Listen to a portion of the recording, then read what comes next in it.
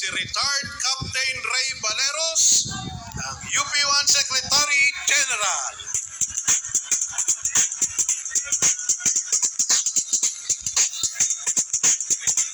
Magandang gabi sa ating lahat.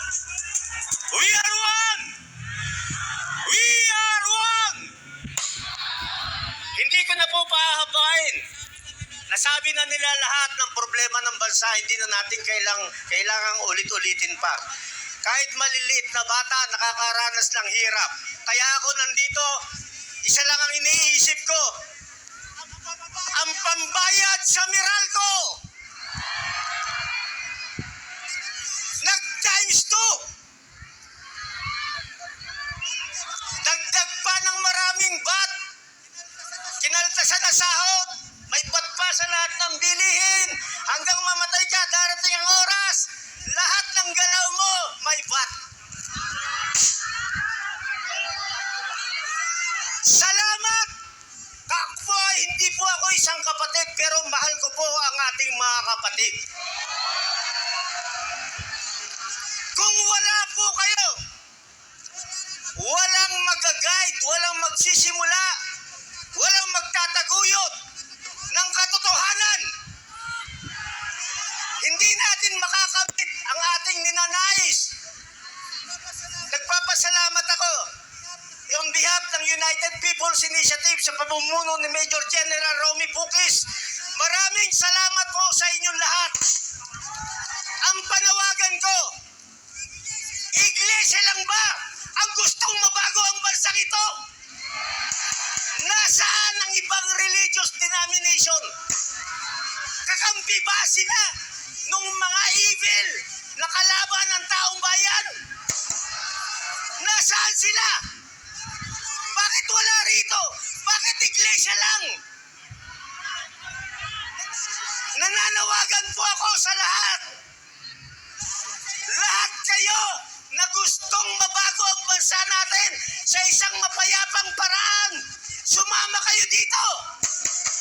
Kay UGC.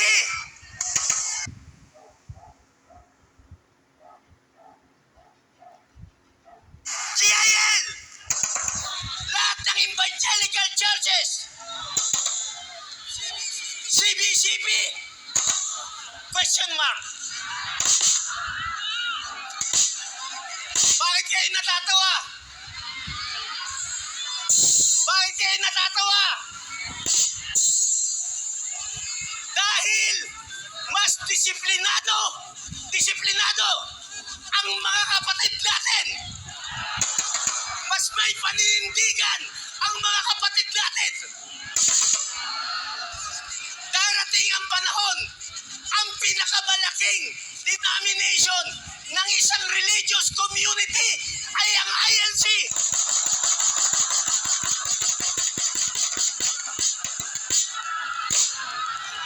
Kung wala po kayo rito, walang magsusulong at lalaban sa evil system na lahat bumibiktima sa atin.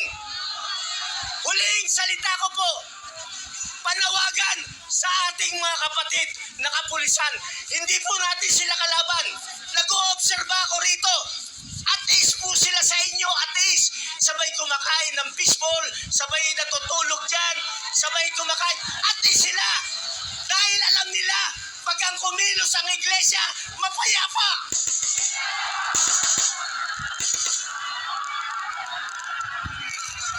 Ramdam natin yan. Ramdam ba natin? Nakakampi natin yung mga kapatid natin kapulisan. Maraming salamat, General San Diego, sir, ang ating head ng DPOS. Maraming salamat, General Silvio, ang ating QCPD. Maraming salamat po sa inyo lahat. Huling panawagan ko kay General Romeo Browner. Ang sabi niya, hindi kami bulag, hindi kami pipi, hindi kami bingi. Pero kakampi mo yung nagpapahirap sa taong bayan. Pinoprotektahan mo yung nagpapahirap sa taong bayan. At ayaw niyang sumali sa politika. Yun ang sabi niya. Ayaw ko sumali sa politika ng AFP. Eh, ang gumagamit sa kanila mga politiko, si Raulo eh. Bakit di tayo mananawagan sa kanila? Kung hindi na natin maasahan ang executive branch at hindi na natin maasahan ang legislative branch at hindi na rin natin maasahan ang judiciary, ang tagal nilang maglabas ng mga resolusyon. Kawawa taong bayan. Resolusyon kay Bato, TRO, hindi mailabas. Bakit? Pag nagbigay sila ng TRO, inamin nila na mali yung ginawa nila kay PRRD. Pag kumampi naman sila sa gobyerno, pag kumampi ang justice system natin, Supreme Court sa gobyerno at ICC, inamin nila na mayroon ng failure ng justice sa bansa natin. So anong gagawin nila? Papatagalin lang nila. Kung hindi na natin maasahan ang tatlong branches na yan, na dapat kahit isa man lang may nagpoprotekta sa atin, sino pa asahan natin? Ang mga kapulisan, nagagamit nila sa kanilang interes. Ang kasundaluhan, nagagamit nila para gipitin ang taong bayan. Kung wala kayo rito, kawawa ka tayo. Kung wala kayo rito, kawawa na.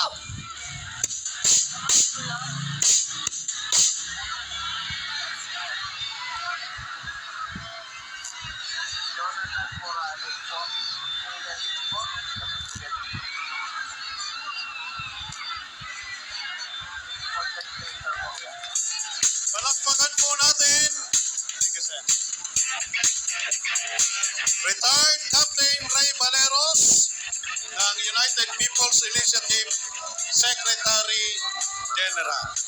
Ang inyo pong narinig ay ang kanila pong saloobin, udyok ng kanilang damdamin ng pagmamahal sa sambayan ng Pilipino.